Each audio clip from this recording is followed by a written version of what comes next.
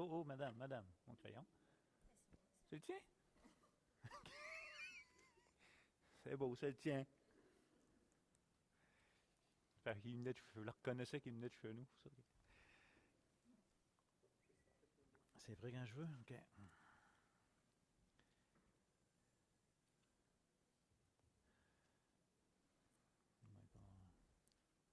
Une qui n'est pas à bonne heure. Il n'y a pas un nom là qui est à la même heure. Dans le bureau, ici, sur ma montre. 9h15. Bon, on commence. C'est bon. Bon, mais bonjour tout le monde. Bienvenue à cette capsule, encore une fois, sur l'épître de Jacques. On va juste se redonner un petit peu ce qu'on a vu les 2 ou 3 dernières fois, vitement, pour s'en remettre dans le bain de cette épître.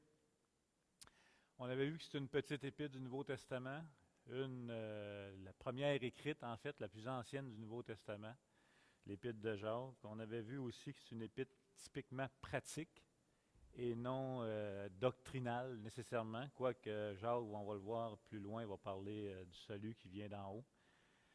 On a vu aussi que c'est une épître extrêmement autoritaire.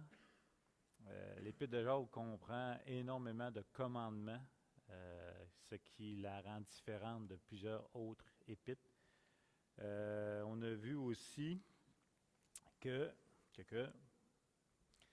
qui a écrit cette épître. On avait le choix entre 4 Jacques et par déduction, on s'est rendu que c'est Jacques, le frère du Seigneur, qui aurait écrit cette épître-là. Et cette semaine encore, je lisais un nouveau commentaire qui croyait, entre autres, je me demande si c'est pas Calvin, en tout cas, qui ne croyait pas que c'était Jacques, le frère du Seigneur. Mais anyway, quand vous allez voir les commentaires, vous allez voir différentes opinions, mais la plupart s'entendent pour dire que c'est Jacques, le frère du Seigneur Jésus, et ça fait bien du sens. Ça fait bien du sens. On a vu aussi qui était ce Jacques. On a vu que c'était un homme qui était incroyant pendant le ministère de Jésus. Chose quand même assez surprenante. Tu vis avec Dieu dans la maison toute ta vie et tu n'as pas cru en lui. Néanmoins, on a vu que dans Actes chapitre 2, Jacques, son frère et tous ses frères étaient devenus croyants. Et probablement, on a vu aussi que dans 1 Corinthiens chapitre 15, que le Seigneur est apparu à Jacques, son frère. Donc, probablement un élément déclencheur. On a vu que Jacques est devenu un homme très influent à Jérusalem, à l'église de Jérusalem. Il est devenu le premier pasteur de cette église-là. Il est devenu une colonne dans cette église-là. Jacques a été très important dans le concile de Jérusalem, dans Actes chapitre 15. On a vu que Paul, Pierre et Jacques se connaissent, se sont rencontrés souvent et que même l'apôtre Paul, lorsqu'il est venu à Jérusalem, tenait à ce que Jacques soit au courant de ce qui se passe. Donc Jacques, c'est pas un no-name, c'est un homme influent, c'est un homme qui a un appel sur sa vie, qui fait une différence dans l'église de Jérusalem. Et on a vu aussi comment Jacques est mort. Il est mort comme témoin de l'Évangile, martyrisé, dans les alentours de l'an 62. On situe son épître entre 40 et 45, donc il aurait écrit son épître avant le concile de Jérusalem. Et il est mort à peu près en 62, martyrisé, lapidé, il a été jeté en bas du mur de Jérusalem, et puis on l'a rachevé à coups de pierre. On a vu aussi que cet homme-là portait des surnoms, avec les historiens, Flavius entre autres, qu'on l'appelait Jacques le Juste, de par sa vie de piété, ou Jacques les genoux de chameau. Apparemment, Jacques était un homme qui priait extrêmement beaucoup à genoux, au point que ses genoux étaient déformés. Donc, Jacques, c'est un homme d'une grande réputation, et c'est lui qui écrit cette épître-là. Fait que ça nous donne un peu le portrait. Là. On a fait un résumé de trois capsules, je pense. Là. Donc, ça nous donne une idée. On avait vu le premier verset, comment Jacques s'est présenté dans sa lettre. Et c'était extrêmement intéressant parce que c'est Jacques, serviteur de Dieu et du Seigneur Jésus-Christ, aux 12 tribus qui sont dans la dispersion, salut. C'est tout le contraire de comment moi je m'aurais présenté si j'avais été le frère du Seigneur. Moi, c'est sûr, j'aurais dit Luc, frère du Seigneur Jésus-Christ, qui a vécu toute sa vie avec pendant. C'est sûr que j'aurais comme emballé ça. C'est comme, waouh, hey, t'es le frère du Seigneur, tu comprends? Tu as joué avec quand il était jeune, tu le connais, là. C'est ton frère. Tu as vécu dans la même maison. Là, on s'entend qu'on dit son frère, on a eu une polémique là-dessus autrefois. Demi-frère, frère, on comprend toute la distinction. Jésus-Christ n'a pas de père humain, mais Dieu divin, et a été porté par une mère humaine. Donc, c'est la différence, là. Jacques, c'est vraiment le fils de Joseph humain et de Marie humain. En d'autres mots, Jacques a une nature pécheresse, Jésus ne l'a pas. Et Jacques est sauvé par son frère Jésus-Christ. Tout comme Marie d'ailleurs, qui a porté Jésus-Christ, a été sauvée par son fils, entre guillemets, qu'elle a porté, Jésus. Okay? La distinction est quand même importante à faire. Et on a vu que Jacques se présentait comme doulos, serviteur, esclave de Dieu. Donc, il y avait deux moyens de devenir esclave, soit par rachat, soit par naissance, soit par autre moyen aussi, là. Mais Jacques est devenu esclave de Dieu par naissance, par nouvelle naissance en fait. Fait que ça nous donne un peu, vitement, le portrait de ce qu'on a vu sur l'Épître de Jacques. Maintenant, j'avais dit la semaine passée, vous aviez comme lecture, là, 2 semaines, la lecture de l'Épître de Jacques. Je vous dis tout de suite la lecture pour la prochaine fois. Ça va être aussi la lecture de l'Épître de Jacques, mais j'aimerais que vous puissiez la lire dans une autre version. Vous devez avoir, si vous n'avez pas 2, 3 versions chez vous, allez sur Internet puis lisez-la dans une autre version. Si vous êtes habitué toujours avec la colombe, allez voir une Darby, allez voir une Français courant, allez voir une Tob, mais faites un changement. Vous allez voir, c'est enrichissant. Puis ça va, quand vous allez lire des commentaires sur cet épître-là, ça va être mieux pour vous et pour nous parce que les commentateurs vont aller dans différentes versions, dire ce mot-là le traduit mieux, ce mot-là le traduit mieux, le sens est mieux sorti, donc ça fait un enrichissement. Fait que ça va être le devoir pour la prochaine capsule. Ça va? Maintenant, ce matin, on voulait voir quelques buts de cette lettre. On a vu le verset 1. Le but de cette lettre, on va en sortir 2, là. On les résume, OK? C'est fortifier la foi des croyants. Et spécialement des croyants qui souffrent de persécution, et qui souffrent de persécution spécialement par une classe riche qui les opprime à cause de leur foi. On va voir ça dans l'Épître. Donc, un des buts, c'est de fortifier la foi des croyants. Et un deuxième, c'est que Jacques va développer son fardeau, c'est-à-dire de ne pas être seulement des gens qui écoutent la parole, mais d'être aussi des gens qui vont mettre en pratique la parole. C'est vraiment un but dans toute son épître. On va le voir plus tard, de ne pas être des auditeurs oublieux, de ne pas être des gens qui ne font que dire, mais qui ont une action au bout du compte. C'est d'ailleurs ce qui c'est. Tout le conflit de l'Épître de Jacques vient entourer avec la justification, quand Jacques va parler dans le chapitre 2. Donc ça, c'est un de ses deuxièmes buts.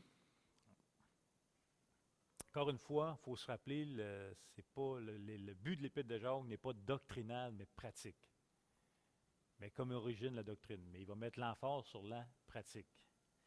Le thème du livre, là,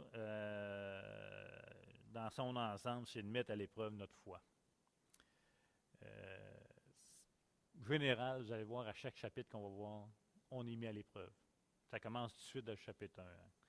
Dans sa lettre, il va nous donner 6 occasions, ou dans sa lettre, dans son ensemble, il va y avoir 6 tests, 6 épreuves où ce que notre foi va être éprouvée.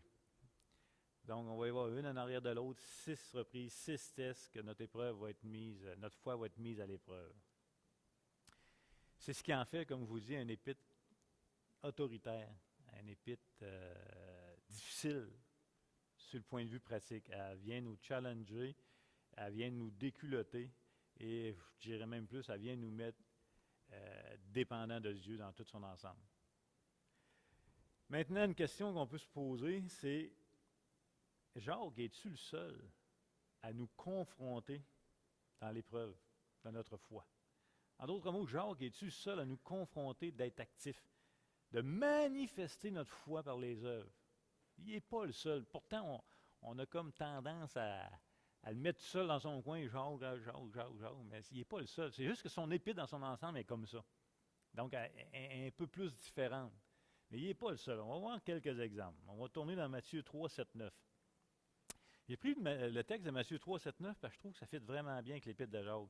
Rappelez-vous que Jacques, on est au début de l'Église.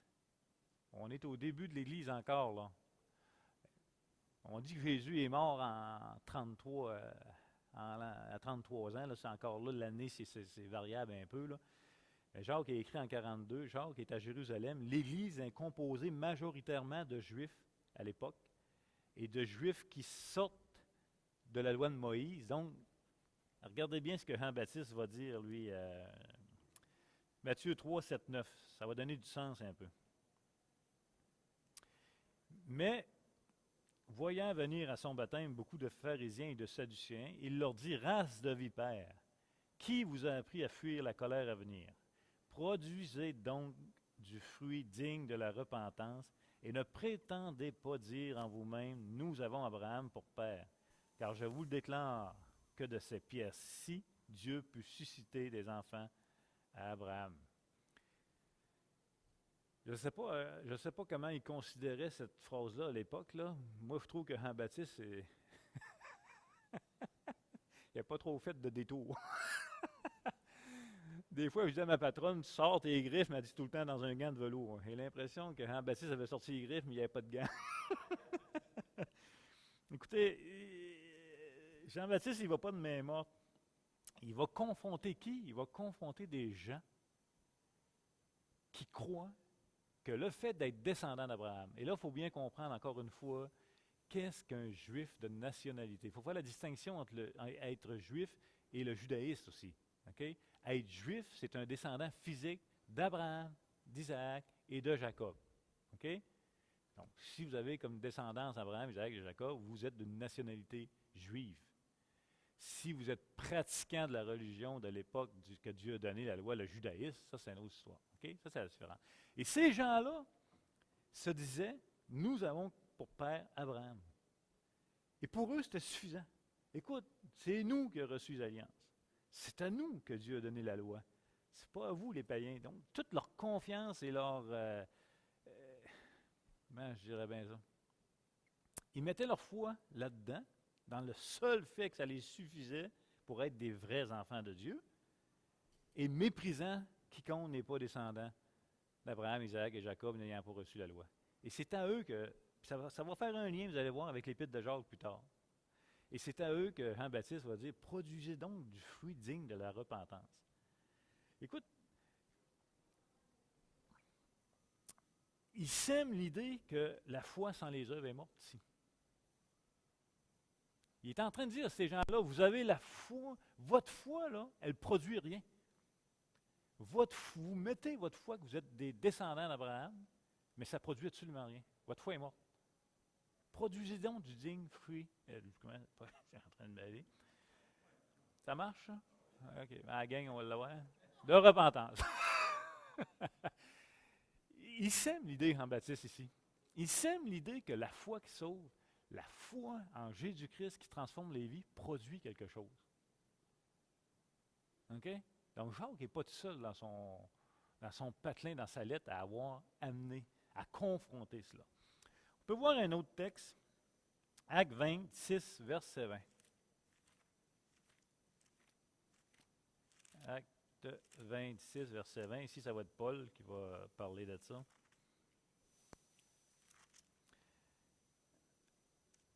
On va lire juste le verset 20 pour la cause. Là.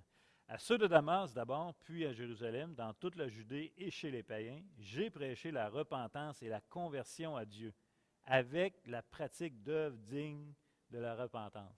On voit encore ici que Paul réintroduit la même idée. En fait, l'idée n'est pas le salut par les œuvres, mais plutôt que le salut, par la grâce, produit quelque chose. Le salut produit quelque chose. Ça va être le thème de Jacques tout le long. Tout le long, tout le long, tout le long. Il va dire, tu as la foi, montre-moi tes œuvres par la foi. Il va dire, tu crois qu'il y a un seul Dieu? C'est pas suffisant. C'est tout le long son thème, ça va être là. Mais c'est intéressant de voir que ce n'est pas nouveau. C'est juste que Jacques, dans son ensemble, il tient ça du début à la fin. Et c'est fatigant un peu. Mais c'est béni. Galates 6.4. Galates 6.4, on va aller voir aussi. Paul, encore une fois. Il dit que chacun examine ses propres œuvres, et alors il aura sujet de se glorifier pour lui seul et non par rapport à autrui, car chacun portera sa propre charge. Que chacun examine ses propres œuvres. Encore une fois, il y a une idée là-dedans. En d'autres mots, Paul veut que l'on éprouve l'origine de nos œuvres. Le but, c'est tout le temps ça. C'est une question d'origine. Quand Jacques va confronter les gens dans sa lettre, il va les confronter. La source de tes œuvres, c'est quoi? On est tous capables de produire des œuvres. Mais nos œuvres, on va recommencer. Le non-croyant n'a qu'une seule origine de ses œuvres. Sa nature pécheresse. OK?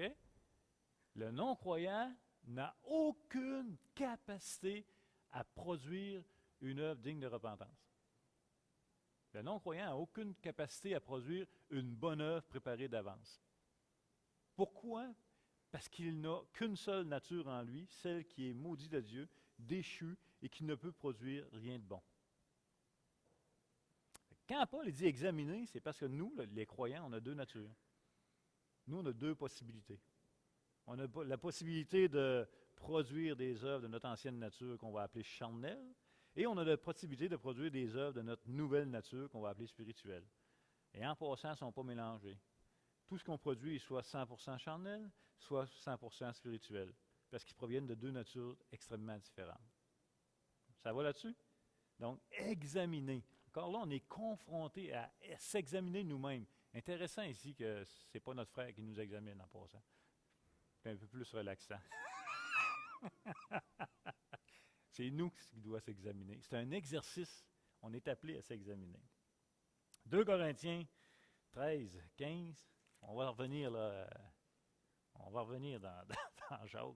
C'est important qu'on en regarde que c'est pas nouveau. 2 Corinthiens 13, verset 15, ça se peut pas parce qu'il n'y a pas de verset 5. Examinez-vous vous-même pour savoir si vous êtes dans la foi. Éprouvez-vous vous-même. Ne reconnaissez-vous pas que Jésus-Christ est en vous, à moins peut-être que vous soyez désapprouvé. Encore une fois, examinez-vous vous-même. C'est la même idée, encore une fois.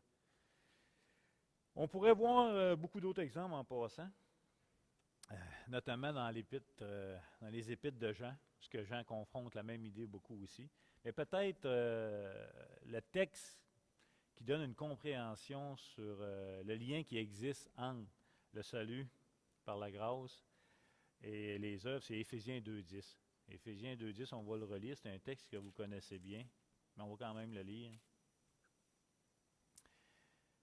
On connaît bien 8 et 9, versets qu'on se sert souvent pour prêcher l'Évangile, pour présenter le salut par la grâce. On peut commencer au verset 8. « Car c'est par la grâce que vous êtes sauvés, par le moyen de la foi. Et cela ne vient pas de vous, c'est le don de Dieu.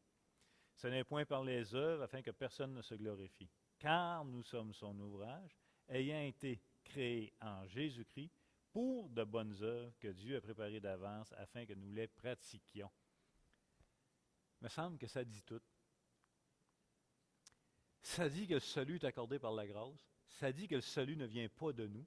Ça dit que ce n'est pas par les œuvres. Néanmoins, le salut, la nouvelle naissance, notre nouvelle nature va produire, doit servir à entrer dans les œuvres que Dieu a préparées d'avance pour nous. Donc, Jacques, il n'est pas en train d'inventer quelque chose. Il est juste en train d'amener différemment à éprouver notre salut, à éprouver notre foi. Donc, c'est vraiment intéressant, je pense en tout cas. Ne pas pratiquer les œuvres que Dieu a préparées d'avance pour nous, donc ne pas pratiquer les œuvres que Dieu a préparées d'avance pour nous, est ce que Jacques appelle une foi morte. Vous me suivez? C'est que c'est pas si traumatisant que ça. C'est juste logique. C'est 1 plus 1 fait 2. Attention en passant. Des bonnes œuvres, c'est quoi? Ça, c'est un autre problème. Parce que, Oliver.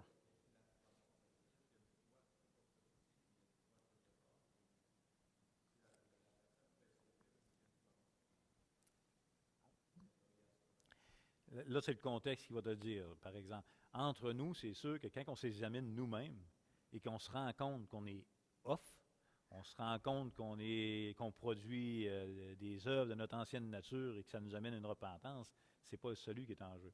Jacques va éprouver ce qu'il croit pour être sauvé. Fait que lui, il va vraiment éprouver, Jacques, on va le voir dans son épître, ton salut, là. C'est-tu un feu de pauvre ou c'est le vrai salut? Lui, il va mettre l'emphase là-dessus.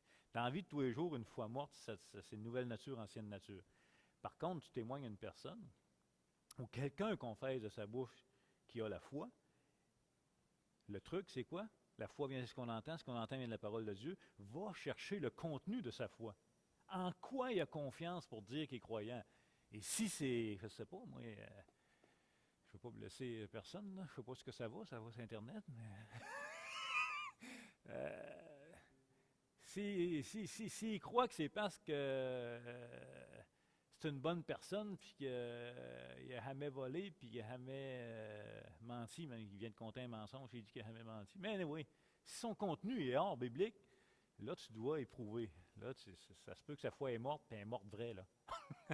Elle est morte. Elle n'a jamais vécu, là. Il n'y a pas eu une nouvelle naissance. Donc, il faut faire la différence. Les bonnes œuvres, c'est quoi? C'est croire ce que Dieu déclare ou demande. En d'autres mots, une bonne œuvre, c'est ce qui nous fait entrer dans sa volonté. Je veux faire la distinction parce qu'on a tout le réflexe que des bonnes œuvres, c'est être une bonne personne, puis c'est tout vrai, là. Tu sais, c'est de payer nos dettes, prendre soin de nos enfants, tu sais, être une bonne personne, un bon voisin, pas vivre dans des beaufs, pas voler, pas tuer. On a tout ça comme réflexe. C'est vrai et faux. Souvenez-vous, tantôt, je vous ai dit le non-croyant, qu'il y a une seule nature. Est-ce qu'elle peut pas voler, pas tuer, prendre soin de son voisin? Donc, des bonnes œuvres préparées d'avance, c'est plus que ça. Ça a pour origine la volonté de Dieu. Et c'est vraiment intéressant. Parce que les deux exemples que Jacques va donner dans son épître sur des bonnes œuvres, c'est certainement pas des bonnes œuvres que vous penseriez faire. La première, c'est Abraham, qui a pris son fils. Je sais pas, là, mais j'aurais pas mal de bonnes œuvres de faire avant d'offrir mon fils en holocauste, là. Tu comprends? Néanmoins, c'est une bonne œuvre pour Abraham. Pourquoi? Parce que c'est ce que Dieu lui a demandé. Et sa foi a été prouvée dans cette action-là. Donc, je veux qu'on sorte du concept là, qu'avec Dieu, les bonnes œuvres, c'est tout canné d'avance. Non, non, non, non. C'est ce que Dieu demande. Évidemment, il va nous demander de ne pas voler, de ne pas tuer. C'est comme logique. La deuxième bonne œuvre dans le livre de Jacques, c'est quoi? Rahab. L'avez-vous voulu, votre épître? Rahab. C'est quoi sa bonne œuvre? C'est d'avoir menti. D'avoir menti aux autorités de la ville pour protéger 2 espions d'Israël, puis les faire sortir dans des paniers. On va avoir le temps de rentrer là-dedans. C'est une bonne œuvre que vous avez eu réflexe à penser qu'il faut faire ce genre de bonne œuvre-là? Pas du tout. Mais moi, je trouve ça capoté. Fait qu'une bonne œuvre, c'est ce que Dieu demande pour chaque situation de notre vie. Ça a pour origine la foi.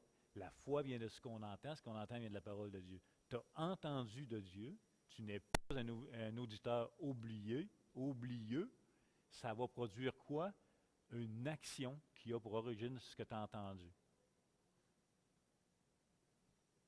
Et ça peut être aujourd'hui, aujourd'hui si on parle de mission, ça peut être aujourd'hui, je donne une offrande parce que j'entends de Dieu. Ça peut être aujourd'hui une autre affaire, demain c'est une autre affaire. OK? C'est vraiment important de faire la distinction. Sinon, c'est extrêmement facile de tomber dans une religiosité. Je suis un croyant, ce qui est bien, c'est ça, je me tiens là-dedans. Hey, ça, c'est la vie la plus plate, là. C'est vraiment la plate, là. Non, tu es un croyant, écoute ce que Dieu dit. Sois attentif. On va le voir aussi. lent à parler, prompt à écouter, lent à se mettre en colère de ce que tu entends. Et ça produit des choses différemment de tout le monde. Et c'est ça la richesse. Pour une journée, un tel va faire telle affaire et dans la volonté de Dieu. Qui es-tu pour juger ce qu'il a entendu? Fait que c'est vraiment intéressant. Donc les deux ont entendu de Dieu, Abraham et Rahab, et leur foi est agissante. Et les deux ont fait la volonté de Dieu. Et les deux sont cités dans Hébreux chapitre 11. Les deux sont cités dans Hébreux chapitre 11 comme ayant obtenu un témoignage favorable. Tout ce qui a de la valeur doit être éprouvé. À plus forte raison, la foi qui sauve aussi. Hey, ça va vite un matin, je ne me rendrai pas. Pas grave. On va avoir d'autres dimanches. On n'est pas stressé. Écoutez, tout ce qui a de la valeur doit être éprouvé. Une peinture. Je connais un Picasso, moi là, il y en a sûrement d'autres. Ben, je connais un Picasso, on s'entend. Je sais qu'il a existé. Demandez-moi pas à quel âge il est mort ou ce qu'il est né, de rien. Là. Mais je sais que si j'avais une peinture de Picasso, je serais plus riche. Ça a l'air. Ça vaut une fortune, comme on dit. En tout cas, il y a des peintures qui valent des fortunes. Pensez-vous qu'ils sont éprouvées, ces peintures-là? Certainement. Combien de fois de fausses peintures ou de fausses représentations ont essayé d'être passées? On les éprouve. Pourquoi on l'éprouve? Parce qu'elle a de la valeur. L'argent. L'argent, ça a de la valeur, de l'argent? Des faux billets. Combien de fois qu'il y a des faux billets qui sont en circulation? Donc, elle a de la valeur. Si elle a de la valeur, on va l'éprouver. En d'autres mots, on va toujours trouver le moyen de voir qu'est-ce qui est bon, qu'est-ce qui est la vraie, de pas la vraie. Et c'est la même chose pour le salut. C'est sain que notre salut soit éprouvé dans notre vie au moins une fois. C'est pas grave, là. C'est scandalisant de penser que des gens vont vivre dans une église, entendre le message de l'Évangile toute leur vie, puis pas avoir été connus de Dieu, là. Mais ça arrive. Donc, d'éprouver la foi, notre foi à nous, qui sauve, c'est sain. C'est biblique, il n'y a pas de problème. Écoute, tu joues avec ton éternité, c'est correct. Le salut, c'est ce qu'il y a de plus de valeur au monde. Éprouvons-le.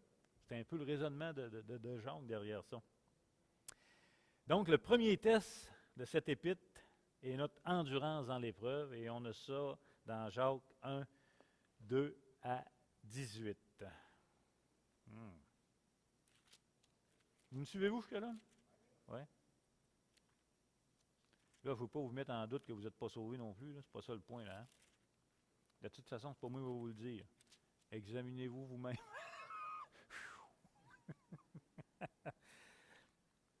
On va lire le verset 2. Mes frères, regardez comme un sujet de joie complète les diverses épreuves auxquelles vous pouvez être exposés. Qu'est-ce qui ne va pas dans ce verset-là? Est-ce que quelqu'un peut me le dire?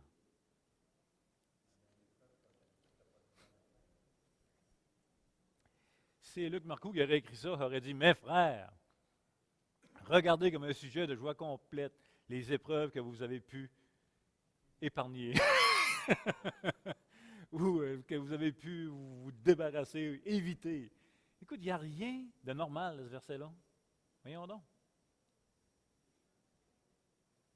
Ça n'a pas de bon sens. C'est l'inverse du naturel. En d'autres mots, les gens se réjouissent de ne pas avoir d'épreuves dans la vie. Là. Hein? Quand ça va bien, es-tu content? Je parle avec des collègues au bureau, je donne une bonne pause, rien m'arrive. On dit quoi? Touche du bois. Tu sais, on a tous nos... Le problème, c'est que c'est pas humain, c'est divin.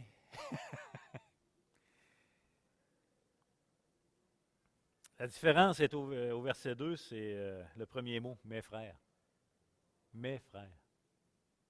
Là, on parle du corps de Christ. Là, on tombe dans le divin. Là, on tombe dans un autre point de vue que celui qui est humain. Il va dire, mes frères, des croyants. Les croyants doivent avoir une autre perception des épreuves. C'est le fun parce qu'on est vraiment une église qui met l'emphase que t'es croyant, gloire à Dieu. Les épreuves, casse pas ta tête, tu vas en avoir. Remarquez que Jacques ne dit pas si vous avez des épreuves. Jacques, il ne dit pas, mes frères, si jamais dans votre vie vous êtes bad lucké, puis que vous avez une épreuve. Non, non, non. Jacques, il ne dit pas si vous avez des épreuves, mais plutôt comment vous allez vivre dans l'épreuve. Pour Jacques, l'épreuve, c'est même pas une question. En tant que croyant, l'épreuve est là. Elle vient.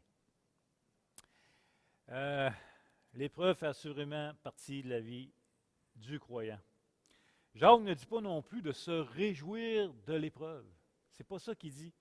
Il n'est pas en train de dire, mes frères, réjouissez-vous de telle épreuve que vous avez dans votre vie. C'est pas ça qu'il dit non plus. On n'est pas majochiche, là. Les croyants ne sont pas appelés à être majochiches. Ah, et si je peux être lapidé aujourd'hui. Non, non, c'est pas ça non plus que Jacques veut dire. Il dit plutôt de se réjouir dans l'épreuve. C'est bien différent. Tu ne te réjouis pas de l'épreuve que tu reçois, mais quand tu vas vivre dans cette épreuve, réjouis-toi. Et d'une joie complète, le texte en plus. Donc, les épreuves viendront assurément, et lorsque cela arrive, soyez dans une joie complète à l'intérieur de cette épreuve. Et je vais arrêter là, et on va voir le mot tomber. Qui a une version, qui a dans le verset 2, c'est écrit tomber au lieu d'être exposé? Il y en a-tu qui l'ont? La colombe là, je pense, entre autres. On va voir la semaine prochaine, mes frères, regardez comme un sujet de joie complète, les diverses épreuves auxquelles vous pouvez être exposés. On va voir de quelle épreuve on parle ici. On ne parle pas de n'importe quelle épreuve. On parle d'une épreuve soudaine, non prévue. On va voir un peu le sens de ce mot-là. Et on va continuer. En passant, ce ne sera pas la semaine prochaine.